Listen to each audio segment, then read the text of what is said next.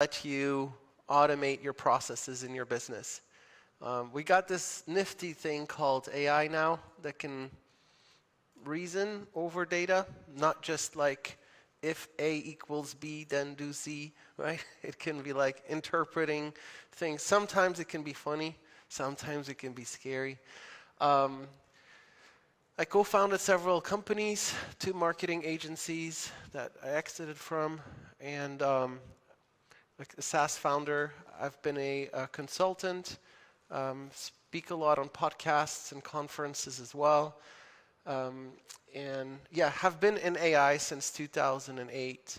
Have several patents in the field as well. So definitely, if you have questions about anything, I can go as deep as you like. So let's get going. Just real quick about SmithOS, what it does. Agent Weaver is really cool because it can weave agents from chat. You tell it what you want to automate, and it will like build your visual workflow. There's a visual canvas. You can very easily see what is happening with the AI. This is important because you need to trust that thing, right? You're giving it access to your data and your systems. You want to know what it is doing. With a visual interface, it's a little bit easier than maybe like reading Python or Java, you know? So it also integrates to a bunch of stuff, like your marketing stack. I'm sure you're going to recognize some of these logos here and be like, oh yeah, I use that. Well, did you know you can have AI automate these systems and then multiple systems and have it all talk to each other? Maybe you have some workflow that could benefit from optimization or automation. We also have a large template library that's growing all the time, and this is a pretty cool way for you to like see, hey, what's working? You can just like remix that. So that's enough about SmithOS. Let's talk about what we're going to learn in this session. So when I was thinking about what would I talk about today, I thought, you know, I'm using AI all the time, all day long, every day, for everything. Why don't I just share with you guys the things I use it for all the time that save me the most time, that's most valuable to me? Would you like to know? I mean, I thought that would be valuable. So let's start with that. So we're going to talk about efficiency hacks, growth hacks. I promise there will be a good bit of marketing tips in here too. And then just a bit of a vision for the future.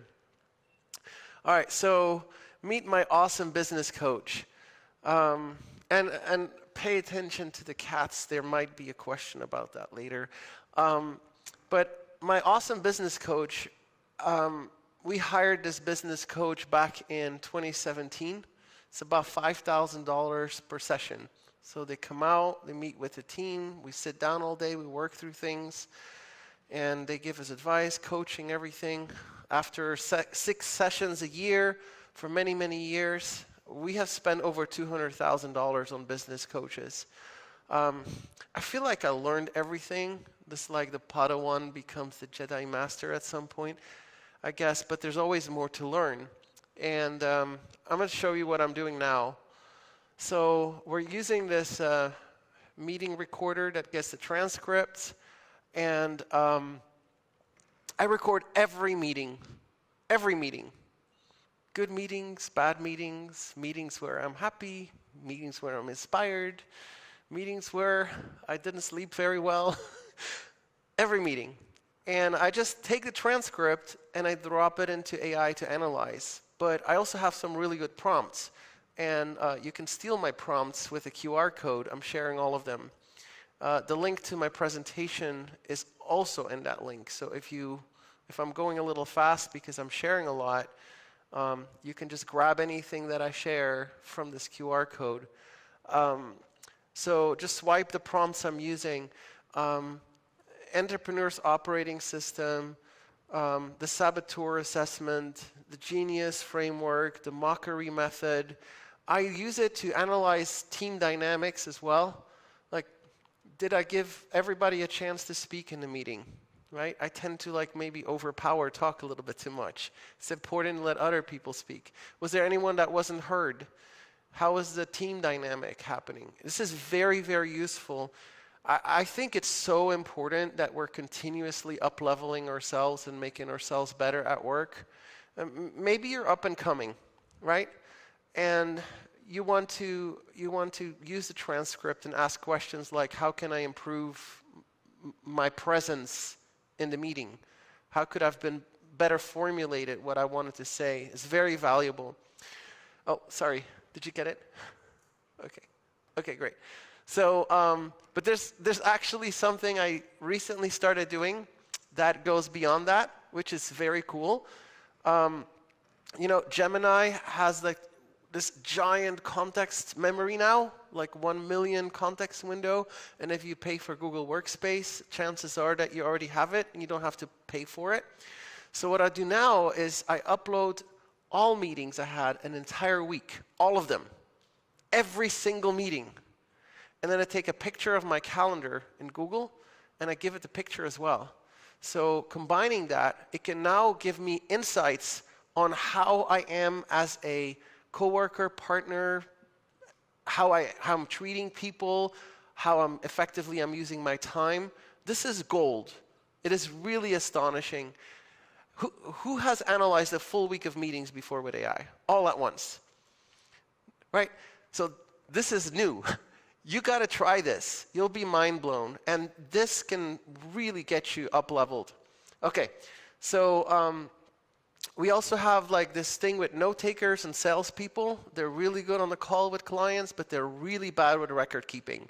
And as I keep telling them, put the data in HubSpot, put the data in Salesforce, whatever your flavor is, right? They're really good on the call, but then that record keeping is so important. So we built an agent for that.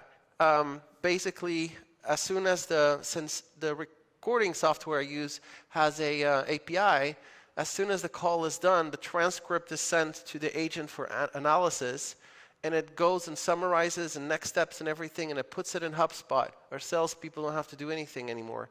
So that saves us a ton of time. But we talked about AI agents for a little bit. So what are AI agents? So essentially, an AI agent is an AI that can accomplish its tasks by using collaboration and tools. So those are two essential parts, collaboration and tools. So you have a team. We're all working in teams. Who here does not have anyone they work with? Who is a completely solopreneur with no contractors whatsoever? No one, right? Oh, one. You are a unicorn. One horn. Okay, so tools is what we use to be more productive. Collaboration is how we exchange information and specialize. Agents can do that now. AI can do that now. And deep research was released this year, and it really changed my life, my workflow. I get hours and hours of value out of it. It is a form of an agent. It's essentially an AI that's got access to search the web and reason about it. That's it. It's a very simple agent that can reason about the web data that it can search. And that's how that works. But there's something you can do that is really, really cool that you may have not heard anywhere, okay? It's called chain of reasoning. And so when I have something that I really need to get right, well, let's tread back a minute. Who has used deep research products? Okay, I probably need to come back for a second. You guys, if you're not using deep research yet, you have to. It's like having your personal research assistant just working for you. So what it can do, you give it a prompt, and instead of the AI just answering, it will think for minutes and minutes at a time, searching sometimes dozens of web pages, read the web pages for you, reason about it, and analyze how to best present you with a final report. Some of these reports are like 20-page long. It's really in-depth. So the way you can take that to the next level is what I'm doing. If something is very high stakes, let's say you need to close that client, it's very important, or I really need to get this right. What I do is I use multiple softwares for deep research, and I feed all of them, all their answers, into one fourth model and say, summarize this or find consensus. So what I'm doing now, I'm creating a chain of reasoning that allows me to get multiple viewpoints. Just like if you were making an important decision, you may ask one friend, one trusted expert, and another, and then you make the consensus, right? So you can do that with deep research as well. Gemini, the one with Google Workspace, has it built in. The Grok one, I think it's free if you have a Twitter subscription, and then OpenAI is bringing deep research as well, or has already brought it to their Plus tier. Just as a FYI, this is a screenshot from Grok. Did you know that Grok has agentic capabilities? Like it can fetch the stock trading ticker symbols and charts? Very interesting. You combine that with deep research, and you can actually get some advice on your portfolio as well. I've used that very successfully this year. I'm very grateful for this product. My Robinhood is very happy. All right, so I didn't check the PowerPoint conversion, but this one has saved me and made my business so much money. I will tell you how we work this. So when you're about to pitch someone, a client or an investor or whatever, okay, what I do is I take all my emails that I had with them, all my interactions, dump it.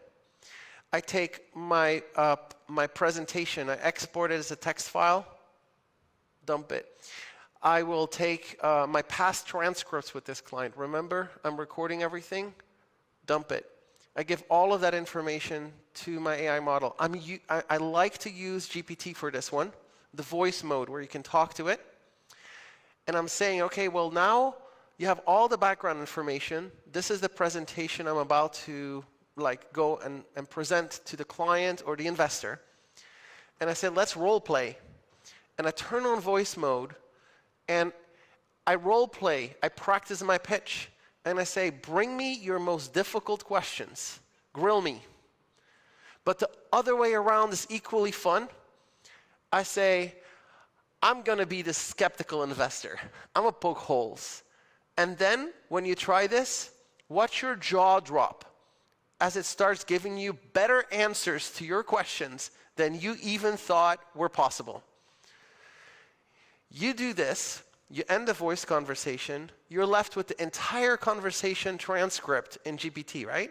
The whole conversation, question, answer, all the objections you can think of. You are a well-oiled sales machine at this point, I promise you.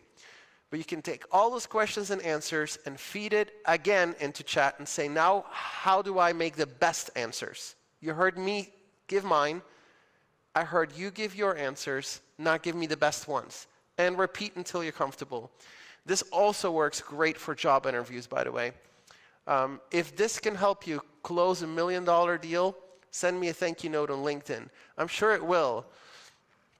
All right, we talked a lot about a lot of things. Let's talk a little bit about marketing. This is a marketing conference after all. But, you know, sales and marketing, potato, patata, it's kind of the same thing. Why are we here, right? To make money for our clients or our business. So, quick favor, help my box office. Add me to LinkedIn. This is my handle, or X. Bookmark SmithOS for later, and please come say hello during the break. We have a lot of networking opportunities. Let's meet each other face to face. I want to get to know you. Okay? All right, so let's make a few rapid predictions.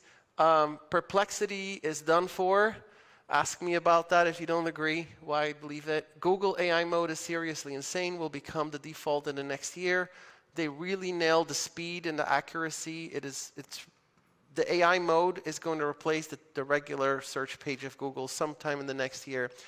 And also Google took the lead. Well, that comes later.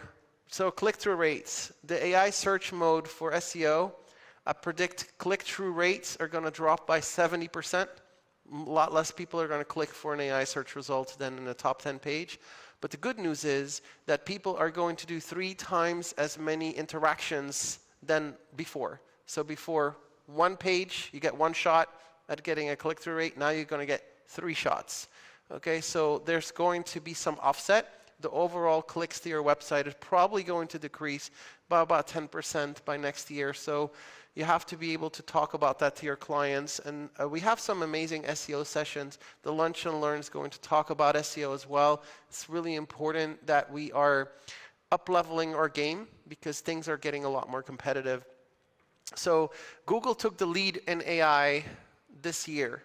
Arguably, they've always been in the lead, but other companies had the spotlight on them. There's a lot of things I can say on that, but Google has the data, more data than any other company on anything in the world, and data is really important for winning in AI. And they have their own supply chain for AI chips. They call them TPUs, or tensor processing units. And if you have the chips and you have the data, you have a winning hand. And so Google's hand is really good. Just be prepared. Google is here to stay. The reports of its downfall are greatly exaggerated. AI agents will do more browsing by Q4 of next year than all humans combined. I want you guys to just think that for a moment, okay? You are the consumer of websites today. Tomorrow, the primary consumer of your website is going to be the AI assistant that somebody else asked a favor for, and then their assistant went to your website to get that information. So you're not doing SEO and optimization just for humans anymore. Yes, you need to make it accessible and so forth, but you also need to make it accessible to robots, AI assistants and agents that are going to be browsing the web. The AI assistant wars are going to be more insane than the browser wars were. What does that mean? Do you remember Firefox and all of those browsers? I mean, it's been intense, right? All the way back to Netscape and Microsoft Internet Explorer. These AI assistant wars are critical. They're so important to everything. I'll tell you why. Once you choose on your vendor, Google, Microsoft, Apple, whatnot, right? That model or that assistant will get to know you so well that it feels like you're talking to a stranger when you're switching over. And so that is vendor lock-in deluxe, because that AI assistant will browse the web for you and then make a final decision on what Google ad it will show you. Okay? So whether it is shopping, influence, information, these AI assistants will be the gatekeepers to our entire online life. And so you can imagine how much market share, how valuable that is. So be ready for that. In chat, contextual pitching will be a new form of ads as you interact with it, real time. You will not see an ad on a sidebar saying something related. No, what you will see is like hyper relevant to exactly the thing you're trying to do. And so by inserting that in the answer, right, this is how these ad companies are going to make a fortune. And I mean it, a fortune. And so here, Marketing Conference, you guys are going to do a lot of ads this way, optimizing what goes into these assistants, and they say it, and you're talking to a trusted person, but that trusted person is like your doctor who gets paid a lot of money by the pharma companies to make you that prescription. That's how it's going to be like. So those are a few quick predictions. I hope I made up for the marketing thing. Now let's talk about SEO. Meet Kat Fishkin. Rant? No. Due to the browser wars, content is becoming omni-channel. That means that people are going to be talking to their assistants in Meta and Siri and Google and Alexa. Glad nobody is here having one of those Echo devices in the room. But they're going to be everywhere. And that means that you need to make sure that your customers are found across all those spaces, because that's where they're going to get their information. Remember, people are going to do less browsing than the AI agents will. They're going to ask their AI agents to browse the web for you. So how do you make sure that the agents find you and talk about your brand as an answer? Right? That's the next frontier. So You'll have to start publishing more offsite too. If you have a content strategy, don't just post your content on your main site. Post it on sites of authority where people congregate in communities that are, have social elements too, like upvotes and things like that. Because that's where a lot of people are going to get together, and that human trust will continue to live. So there's also a number of content types that will continue to thrive. Branded traffic, so people searching for your company. Breaking news content.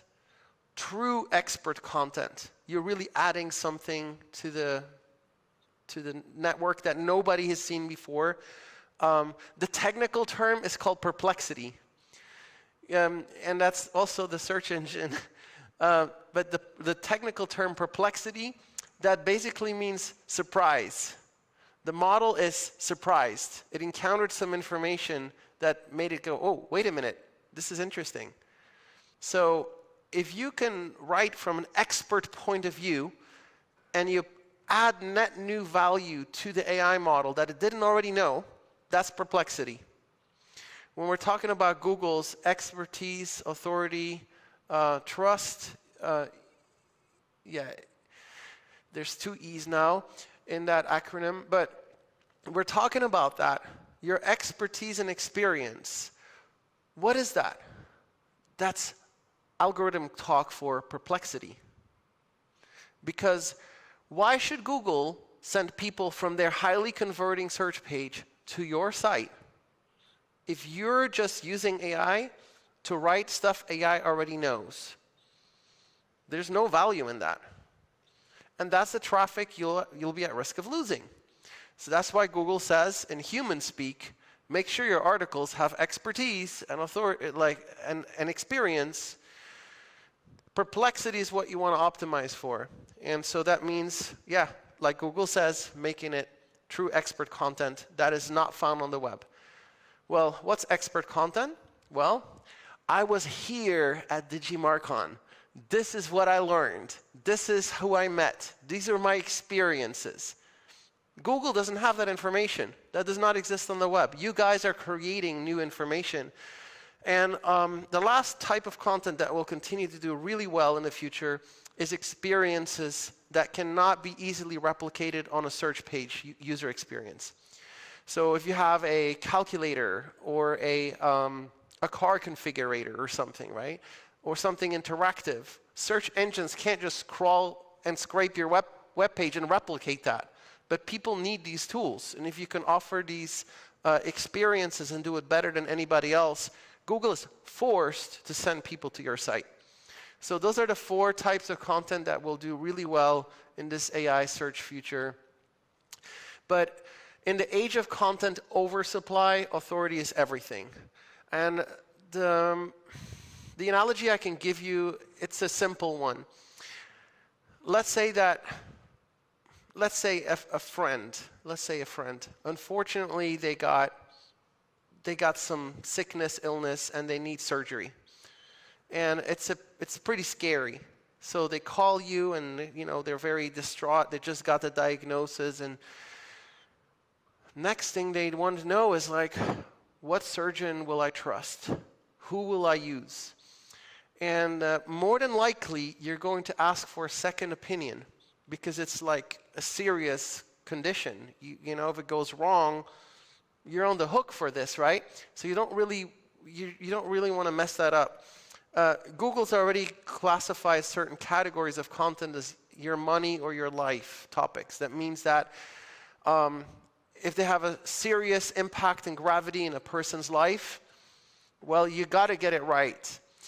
But what we're going to see is that this your money or life category, that's actually true for every topic, not just for health and finance. See, in the background, Google realizes that on any given time, unlike 10 years ago, for any topic you can imagine, you have 20, 30, 40, 100 people writing the same thing with the same information. Why should it be you? Remember, it's not a 10-pack in the future. It's a one pack. It's a one answer. One question, one answer. Why should it be your information? Why should it be your brand? Well, it's the same way you would think about, why should I trust this doctor?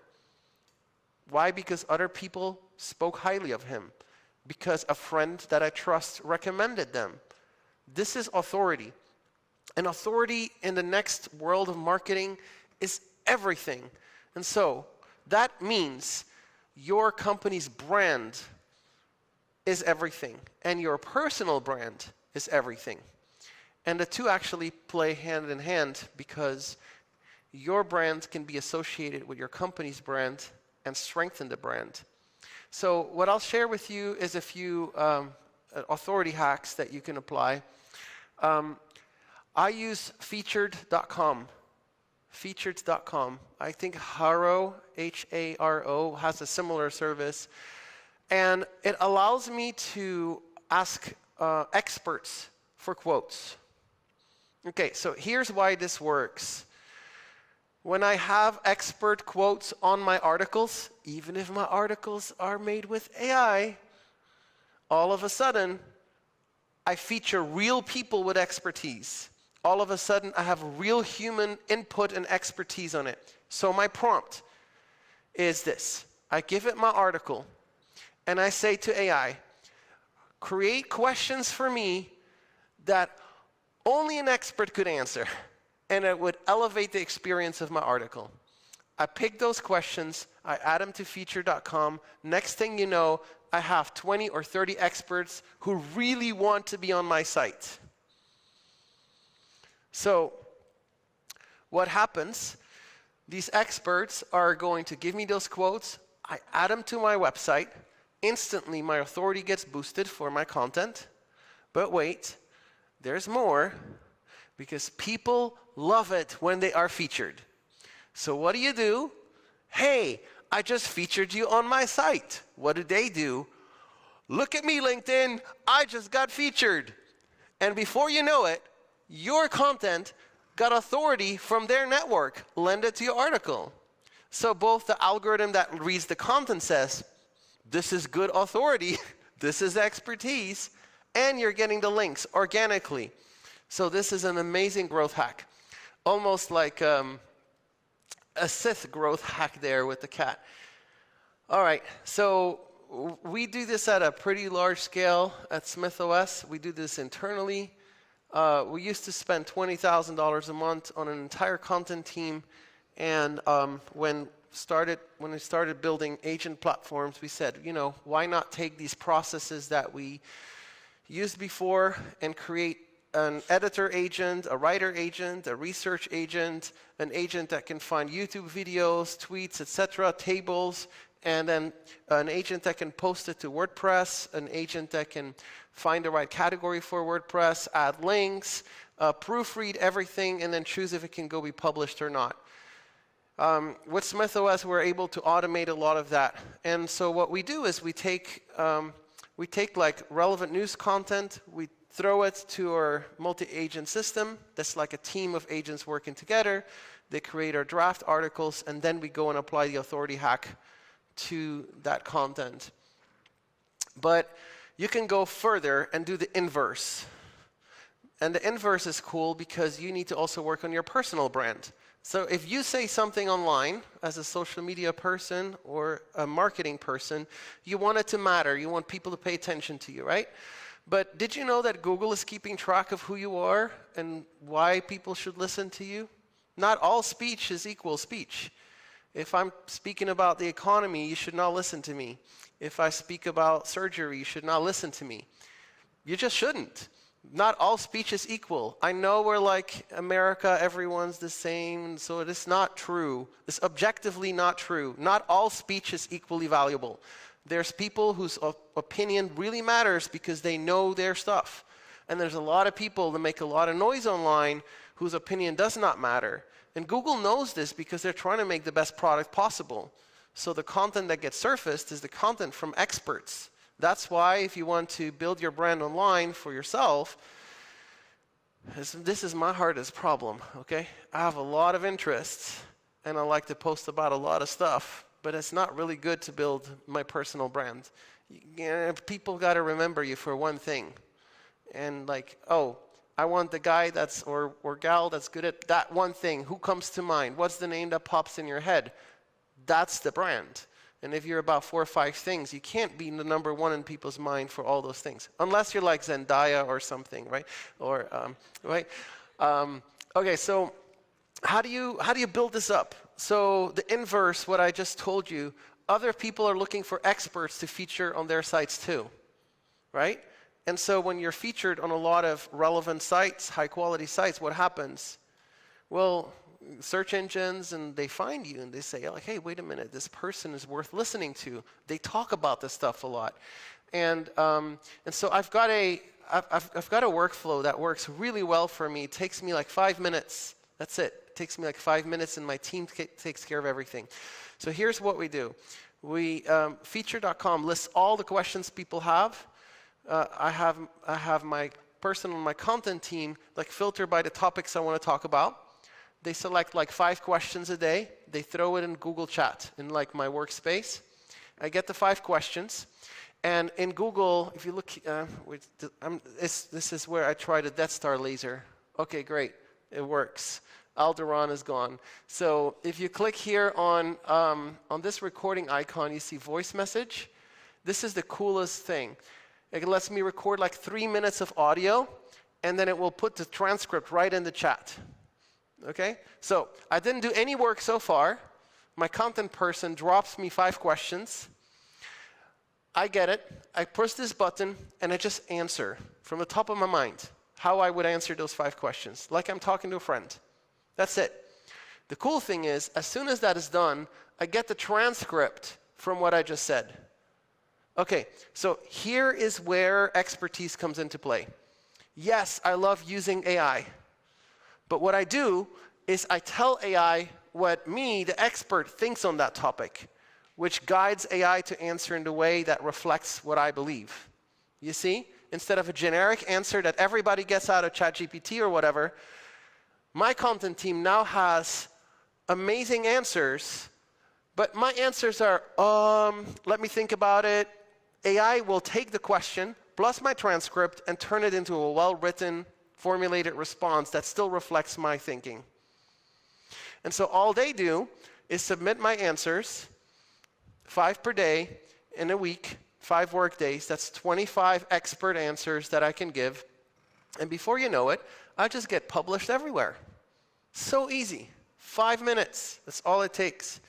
So you can be your own Kim Kardashian, something like that. Okay. So I love this thing here too. I love Reddit, and it's not for the reasons you might think. I love Reddit because it tells me the post, and it tells me how people feel about it. Other social media platforms will do it too, but so much is curated behind feeds. It's hard to find what the real stories are. In Reddit, it's all like based on communities of interest. So if you're like promoting drop shipping or makeup, you go to those communities and you see what those communities are interested in. It's already filtered for you. And then you can see, based on the upvotes, you can see what people are really, how they're feeling about that story.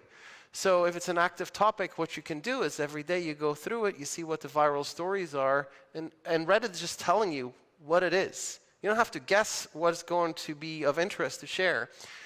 But here's the really cool part.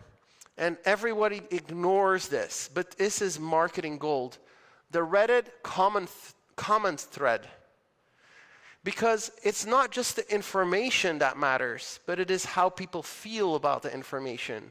It's not just the information, but the interpretation of it. A hilarious example was, I think there was a post about, the White House posted something about using AI in schools and having like new curriculums and so forth. And like the top comment was, gee, that's amazing. If only we had a Department of Education to roll it out. Okay, so I could have just written about that topic, make a post, but I've missed the human element. And that we're going to learn about that too in a talk. we have a speaker here. We're going to learn about the human element. This is a great way to get the human element. But when you take the topic, the information, combine it, and you know what I do, guys? I go to Reddit, I go to the post, I literally go scroll and copy paste all the comments, even if they're 200 comments. You know what's cool about this? Reddit tells you which comments are upvoted and not, so the AI even knows which ones are good and not. This is gold. Combine this with your information, fuse it, maybe add some of your expertise in it, and you're going to get amazing content out of this. So that gets me to the point of repurposing. You've already seen me repurpose a few times. I take my transcripts from my meetings and I repurpose it. I take the questions reporters are looking for, I record it and I repurpose it. I take the comment threads of how people really feel about topics and I repurpose it. But repurposing content is your secret key for efficiency. It is your most powerful growth hack. So one of the things that I love doing is I love joining podcasts. And if you don't know how to start, there's software that will find you places to go talk. There's podcasts that are just starting out. And you're just starting out. That's okay. You're both starting out. You're a great audience for each other. As you get more experienced, you get invited on better shows. Don't worry about it. Just start doing. So easy. But when you get on podcasts, and like last year, I think I was on like a 30 or 40 podcasts or something. Well, sometimes it's like an hour, sometimes it's like an hour and a half. Guess what? That's a transcript. I said a lot of cool stuff on that. So what do I do with that? I can repurpose it. Well, repurpose it into what? Repurpose it into SEO content, repurpose it into social media clips, repurpose it into social media posts. Repurpose everything. So if you're going to spend an hour of your week, spend it on recording yourself, and why not do it like in a podcast setting where people are already promoting you? It builds your authority.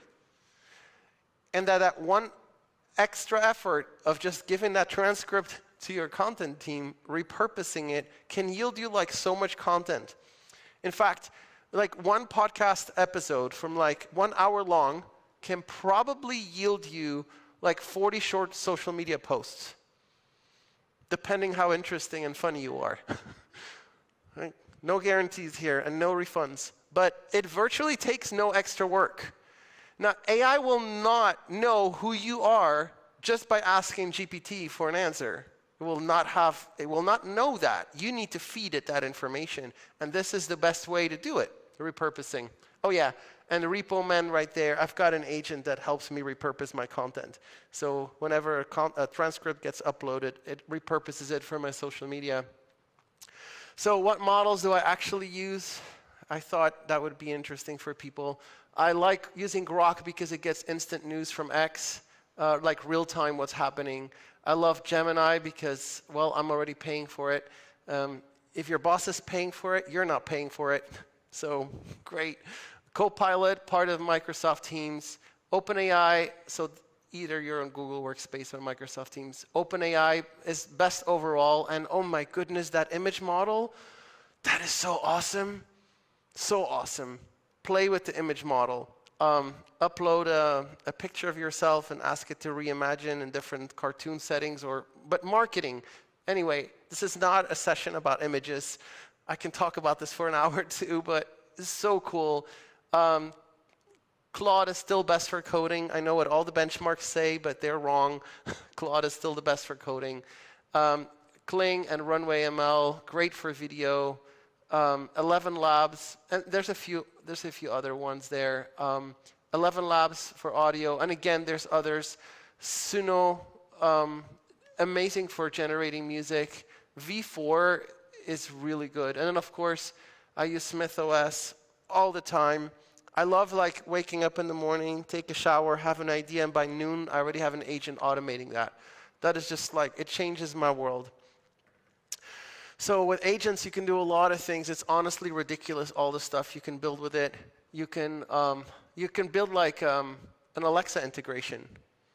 Right? What about your customers being at home and say like, hey, I would like to, and then you have your company's agent just answering that person's question right in their own home. How cool is that?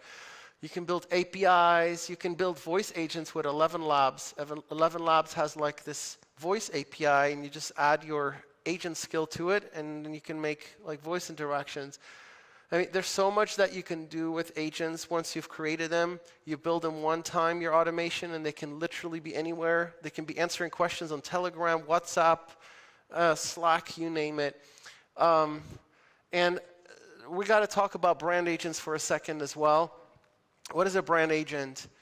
A brand agent, think of what you have today. Maybe on your site you have a chatbot, and maybe that chatbot can answer some questions.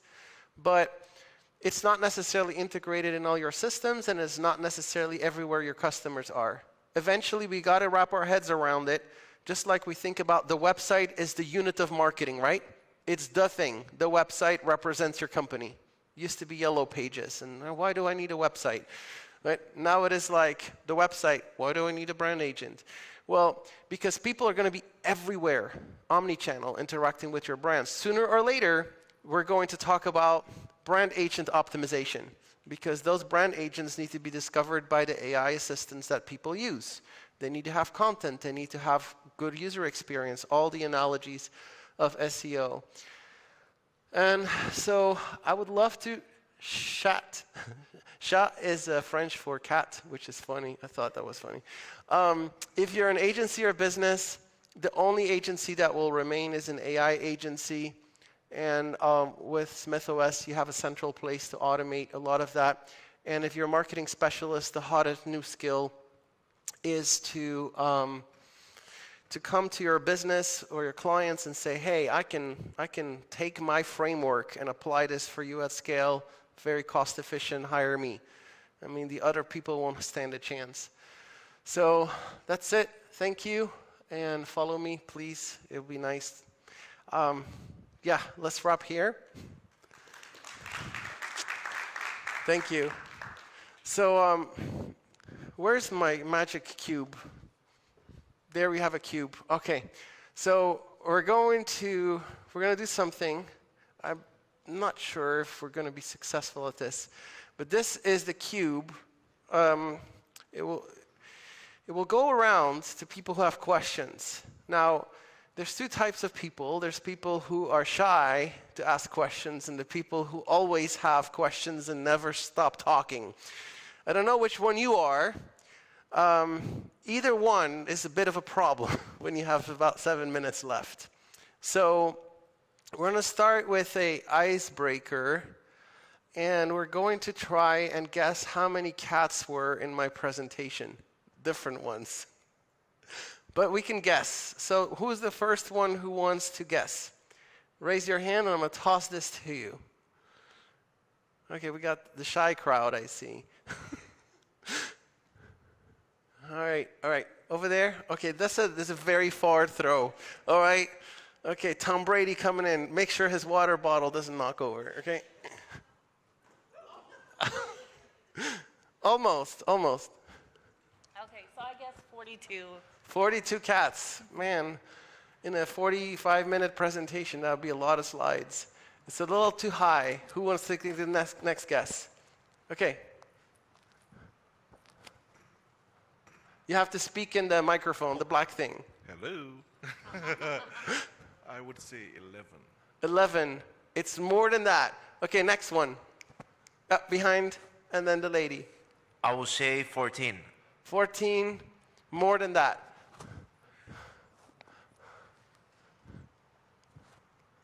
22. 32. Closer, lower. Okay, next one. 22. Closer and lower. Okay, next one. 19. Oh, sorry. What? Sorry, I was wrong. Closer, a little bit higher. Sorry. You can rethink your answer. 25. How much? 25.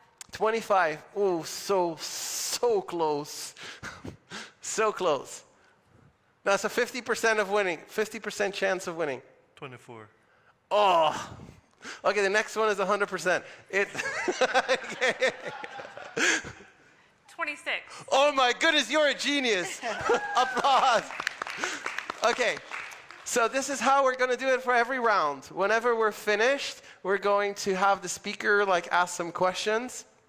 And this is going to give everyone a chance to mix. But again, you don't have to have a ton of questions. Feel free to meet the speaker afterwards, also at the event hall and things like that. So we still have a minute left here, 4 minutes or so, right? Yeah, we can probably wrap it up. I'm sure you have a lot of questions we can meet with afterwards. So let's do this. I had the pleasure of meeting Kenya earlier. And Kenya really has an interesting session here. We're going to talk about what makes these short videos so viral, what makes them successful, and how we can create content that will explode your brand online this year. Give it up for Kenya.